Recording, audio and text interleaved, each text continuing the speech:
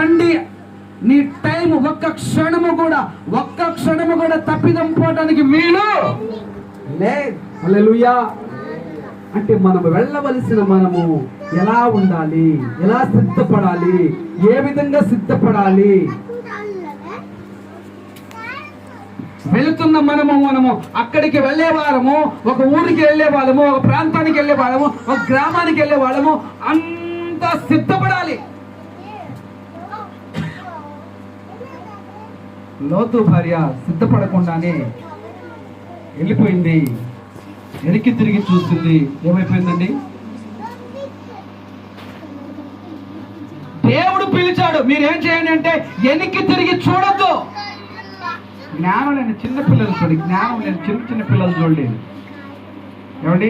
చిన్నపిల్లలు చూడలేదు. యోబుకి 2 కుమార్తెలు కదా, వాళ్ళిద్దరు చూసారా వెనక్కి తిరిగి? భార్య వెనక్కి తిరిగి చూసింది. ఇప్పటికీ ఉప్పు స్తంభం అలాగే అయిపోయింది. దేవుడు పిలిచినప్పుడు, దేవుడు రమ్మన్నప్పుడు, దేవుడు ఆశీర్వదించినప్పుడు, దేవుడు దీవించినప్పుడు ఇప్పుడు కాదులే. అమ్మా శారమ్మా, నీకు మగ సంతానము దేవుడు నీకు అనుగ్రహించబోతున్నాడు అని అంటే ఆమె నవ్వింది. మరొక ఆమె నమ్మల, మరొక ఆయన నమ్మల. దేవుడు నీకు అబ్బాయిని ఇస్తాడండి అంటే నమ్మల అన్నాడు. ఈ అబ్బాయి పుడతాడు, పుట్టినప్పుడు పేరు పెడతావు, అప్పటిదాకా నీవు మాట్లాడకుందువు, నీ నోట మాట రాదు. దేవుడు మనల్ని పిలిచినప్పుడు ఆయన వైపు మనం చూడాలా. హల్లెలూయా. దేవుడు మన వైపు చూసినప్పుడు ఆయనకు మనము సాగిలపడాలా. దేవుడు మన వైపు చూసినప్పుడు మనము ఫలించాలా. దేవుడు మన వైపు చూసినప్పుడు మన జీవితము మార్చబడాలా. దేవుడు మన వైపు చూసినప్పుడు మన చరిత్ర మార్చబడాలా. మనుషులు చూస్తే కాదు. ఈ రోజున మనుషులు చూస్తే చాలు, మనిషికి భయపడుతున్నారు. మనిషికి భయపడుతుంట దేవునికి భయపడతాను. మనుషులకు భయపడుతున్నారు ఈరోజు.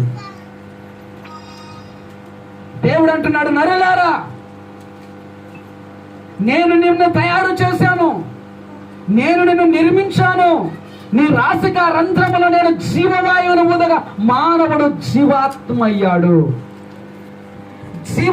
జీవము నీలో పెట్టుకొని, జీవాత్మ నీలో ఉంచుకొని, జీవాత్మ నీలో పట్టుకొని నువ్వెందుకు దిగులు పడుతున్నావు?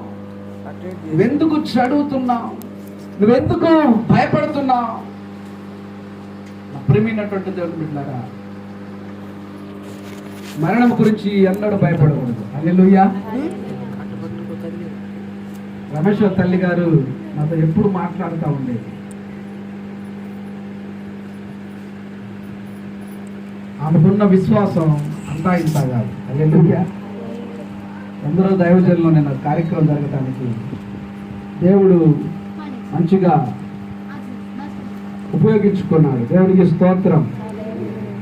దేవుని సన్నిధిలో ప్రియమైనటువంటి దేవుని బిడ్డలారా, దేవుని దగ్గర మనము ఎప్పుడైతే ఆయన పిలువగానే ఆయన పిలుపుకు నువ్వు లోబడతావో నీ జీవితము ఫలిస్తుంది.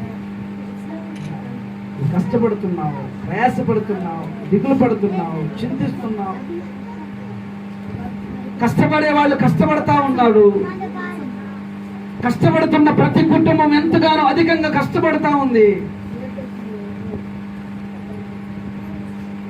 ఉట్టి పుణ్యాల దినాలంటే తినలేవు. నీ కష్టార్జితము చేత అని అంటున్న మాట ఏంటో తెలుసా?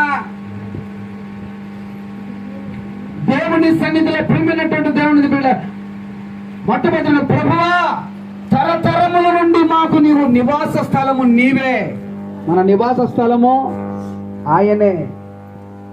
ఆయన మీద ఆధారపడిన బిడ్డలకు, ఆయన యందు భయభక్తులు కలిగి జీవించిన బిడ్డలకు, ఆయన యందు భయభక్తులు కలిగిన బ్రతికి ఉన్న ప్రతి బిడ్డలకు హల్లెలూయా.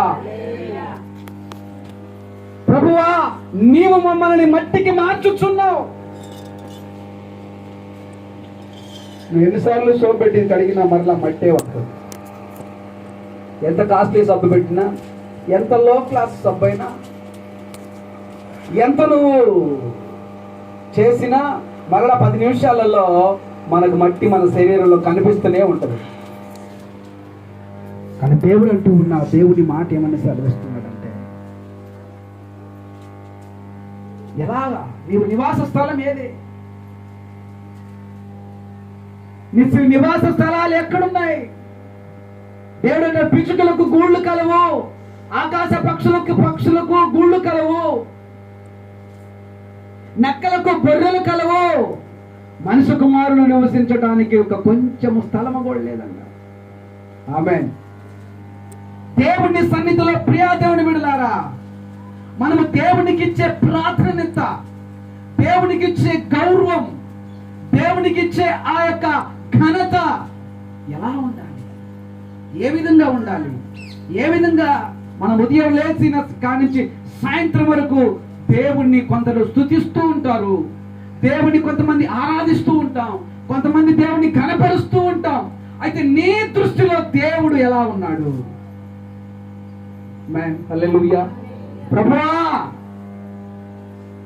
తరతరాల నుండి యుగ యుగాల నుండి నీవే మాకు నివాస స్థలము. ఈ నివాస స్థలములలో మనం నివసిస్తున్నాం. దేవుని నివాసంలో, దేవుని సన్నిధిలో మనం నివసిస్తున్నాం. మన జీవితము దేవుని ఇంటిలో ఉన్నప్పుడు, దేవుని గృహంలో ఉన్నప్పుడు, దేవుని సన్నిధిలో ఉన్నప్పుడు మన గృహములు దేవునికి ఘనత తెచ్చేవారుగా ఉండాలి.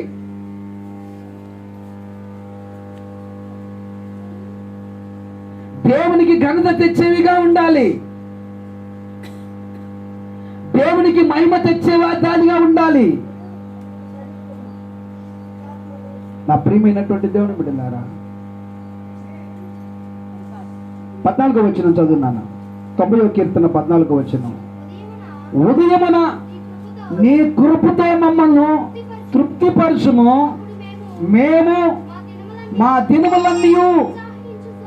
ఆమేన్. హల్లెలూయా. ఉదయాన్నే మనం లేచి చేసేది ఏంటి? దేవుణ్ణి స్తుతించడం నేర్చుకోవాలి, దేవుణ్ణి ఆరాధించడం నేర్చుకోవాలి, మోకరించడం నేర్చుకోవాలి, ప్రార్థన చేయటం నేర్చుకోవాలి. ఉదయకాలం నువ్వు ఉదయాన్నే నీ ప్రార్థన దేవునికి వినబడాలా. 5వ కీర్తన అంటాడు, ఉదయం నా కంఠస్వరం నీకు వినబడనిమ్ము ప్రభువా. నా స్వరం నీకు వినబడాలా. మన కేక దేవునికి వినబడాలా. మన స్వరాలతో దేవుని నువ్వు స్తుతించాలి. స్తుతి స్తుతి స్తుతి స్తుతి. ఒక దినమైన గడచునా నీవు లేని నా జీవితానా, ఒక క్షణమైన ఊహించగలనా నీ కృపలేని నా ప్రాణమా, నా జీవమా, యేసయ్యా నీవే నా ఆధారము. ఒక దినమైన గడచునా నీవు లేని. దేవానికి స్తోత్రం. హల్లెలూయా. ఒక దినం, ఒక క్షణం యుగముగా మార్చబడుద్ది.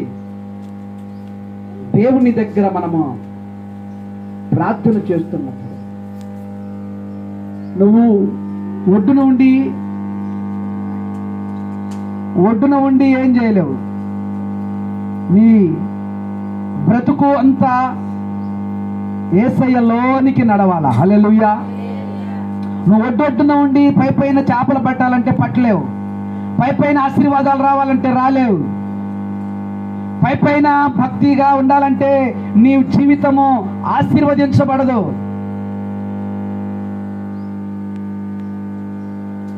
మనము దీవించబడాలి అంటే నీ పడవను, నీ నావను లోనికి, యేసయ్య లోనికి నడవాలి. హల్లెలూయా. మాటలు, తలంపులు, ఉద్దేశములు మన మాట చాలా జాగ్రత్తగా ఉండాలి. మనము మాట్లాడే మాటలు ఎలా ఉండాలంటే, దేవుడు మనుషులు విన్నా వినకపోయినా, నీ పక్కవారు విన్నా వినకపోయినా, దేవుడు నీ ఆలోచన యావత్తును చూస్తూ ఉన్నాడు. దేవుడు నీ ఆలోచన యావత్తును స్థిరపరుస్తూ ఉన్నాడు. దేవుడు నీ ఆలోచన యావత్తును సఫలపరుస్తున్నాడు. దేవుని దగ్గర నీ కంఠస్వరం వినబడాలా, మనుషుల దగ్గర కాదు. మనిషితో ఎన్నాళ్ళు మనం మాట్లాడతాం, ఆ బాధ ఈ బాధ ఈ బాధ ఆ బాధ, మనుషులు ఎన్నాళ్ళు బాధలు చెప్పుకోవటమే. 30 సంవత్సరాలు 20 సంవత్సరాలు అయింది పెళ్ళై, ఇంకా సమస్యలే, ఇంకా ప్రాబ్లమే, ఇంకా పోరాటమే, ఇంకా అలసడే, ఇంకా శోధనలే, ఇంకా కష్టాలే, ఇంకా కన్నీరే. 2 ఎద్దులు అనగా 2 భార్య భర్తలు ఇద్దరు కష్టపడి పని చేస్తూ ఉంటే ఆ పొలము పండుద్ది. ఒక ఎద్దు మొండికేసింది అనుకోండి, పొలం పండుద్దండి? పండుద్దా? చూడండి ప్రియాదేవుని బిడ్డలారా, ఒక ఎద్దువు తక్కువ బరువునే మోయగలదు, 2 ఎద్దులు కలిగితే 3 అంతల బరువును మోయగలవు. హల్లెలూయా. ఒక కుటుంబమైనా, ఒక జీవితమైనా, ఒక లైఫ్ అయినా దేవుని దగ్గర మనము మన కంఠ స్వరాలను వినబడాల. ఆయనే చూసుకుంటాడండి. మనం ఏం లేదు, మనం పడుకుంటే చాలు, ఆయనే చూసుకుంటాడు. నాకు ఒక ఆయన మంచి సలహా చెప్పాడు. ఏమనంటే, ఇవన్నీ కుదరవు పాస్టర్ గారు, నువ్వు ఎంత తీసుకొచ్చావో ఏం చేస్తావో ముందు మీ ఆవిడకి అప్పగిచ్చేసేసి మీరు మెదలో పొండండి, మీరు ఏం చేయొద్దు, ఏం చూసుకుంటుంది, ఏం చూసుకుంటుంది అంట. ఏం చూసుకుంటావు? చూసుకుంటుందా? నా ప్రియాదేవుని బిడ్డ, గుణవతి అయిన భార్య దొరుకుట అరుదు, అట్టిది ఎవరమ్మా చెప్పింది తల్లి? ముత్యము కంటే ముత్యాలు ఎవరి దగ్గర ఉన్నాయమ్మా? చెప్పండి, చేతులు ఎత్తండి ఎవరన్నా. ముత్యాలు ఉన్నాయా? మీ మాటే ముత్యం. హల్లెలూయా. అమ్మా, ముత్యాలంటే మీ భర్తలను విసిగించి తీసుకురాపో, ముత్యాలు కావాలన్నారు పాస్టర్ గారు, ముత్యాలు తీసుకురా కాదు. మీ మాటే ముత్యం. నీ మాట ముత్యము కంటే అమూల్యమైనది. నా ప్రియమైనటువంటి దేవుడి బిడ్డలు, మనం అనుకుంటాం ముత్యము కంటే అమూల్యమైందంటే ఆ ముత్యాలు అనుకుంటాం. అది కాదు, నీ నోటి మాట అమూల్యమైనదిగా ఉండాలి. హల్లెలూయా.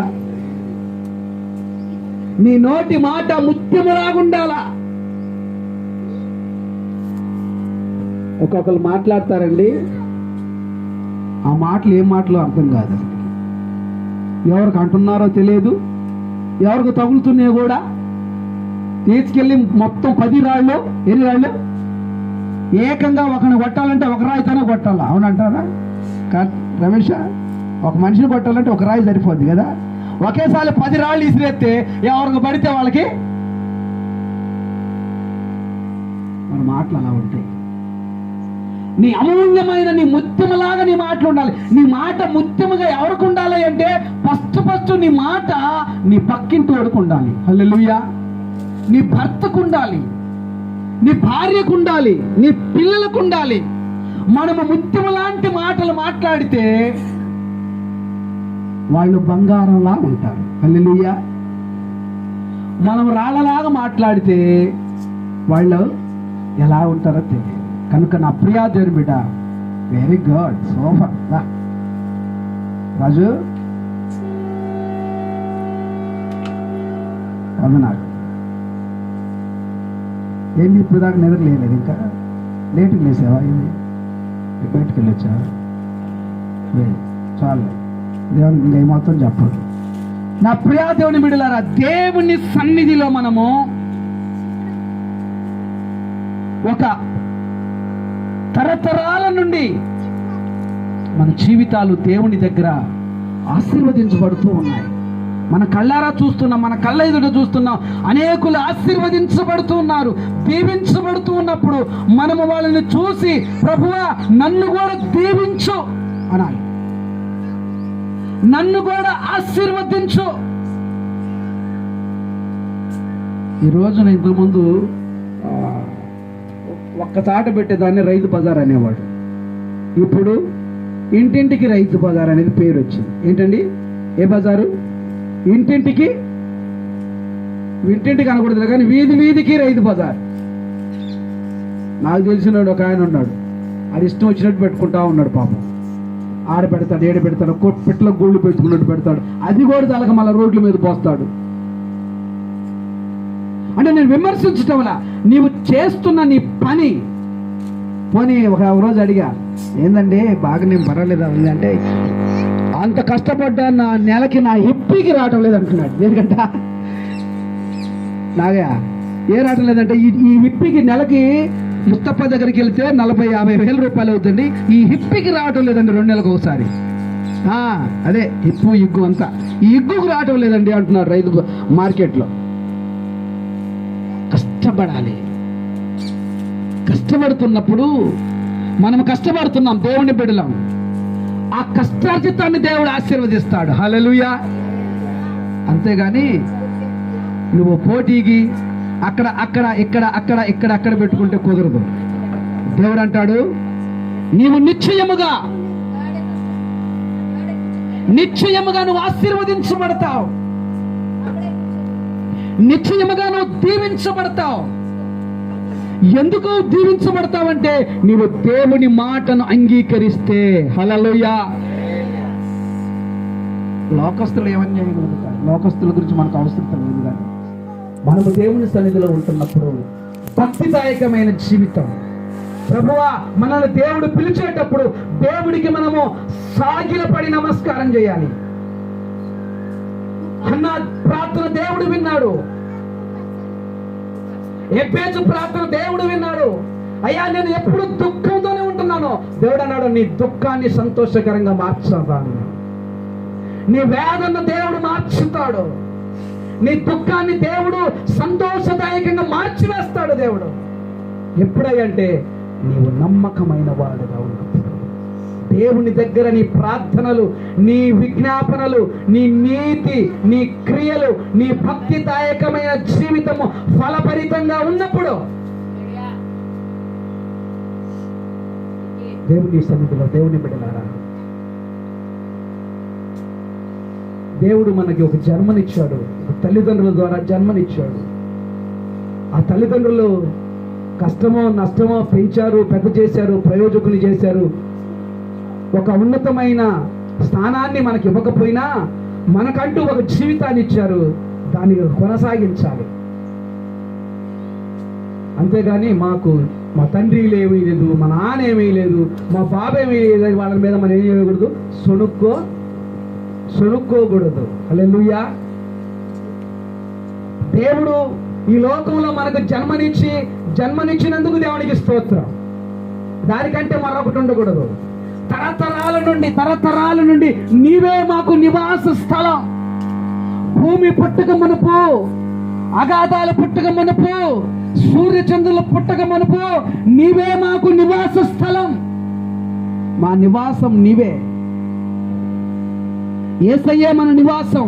ఆ నివాసంలో నువ్వు ఉంటే ఖచ్చితంగా నువ్వు దీవించబడతావు, ఖచ్చితంగా నువ్వు ఆశీర్వదించబడతావు, ఖచ్చితంగా నీ కుటుంబం దీవించబడుద్ది, ఖచ్చితంగా నీ కుటుంబం ఆశీర్వదించబడుతుంది. ఆశీర్వదించబడాలంటే దేవునిలోకి వెళ్ళిపోవాలి. మనం పూర్తిగా వెళ్ళిపోవాలా. ప్రభువులో మనము అంతగా వెళ్ళిపోయినప్పుడు దేవుడు మనం దీవిస్తాడు ఖచ్చితంగా. ఇంకెవరు దీవిస్తారు? దేవుడు ఒకటి, ఆయన పిలిచినప్పుడు మనం నమ్మకంగా ఉండాలి. ఆయన కేకేసినప్పుడు మనం వినాలా. ఆయన సన్నిధిలో మనము భయభక్తులు కలిగి బ్రతకాలా.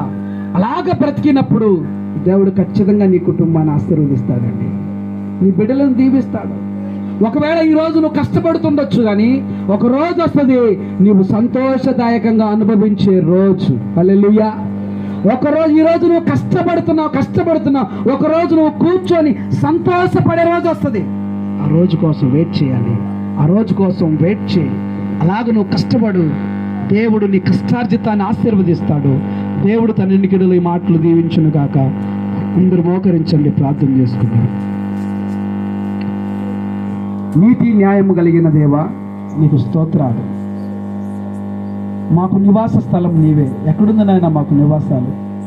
ఈ లోకంలో నివాసాలు ఉన్నా లేకపోయినా నీ దగ్గర మాకు నివాస స్థలం కావాలా. నిత్యము నీలో నివసించాలా, నిత్యము నీలో బ్రతకాలా, నిత్యము నీలో జీవించే భాగ్యాన్ని ప్రసాదించు. కూడి వచ్చిన ప్రతి బిడ్డను, సంఘ బిడ్డలను మీరు దీవించు, ఆదరించు, నడిపించు.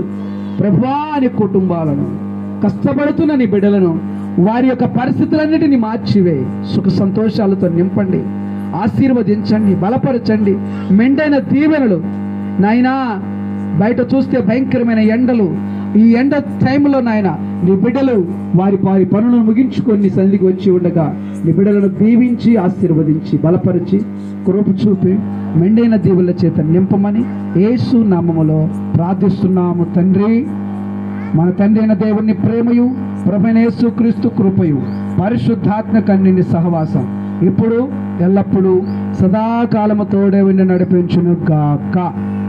ఆమేన్.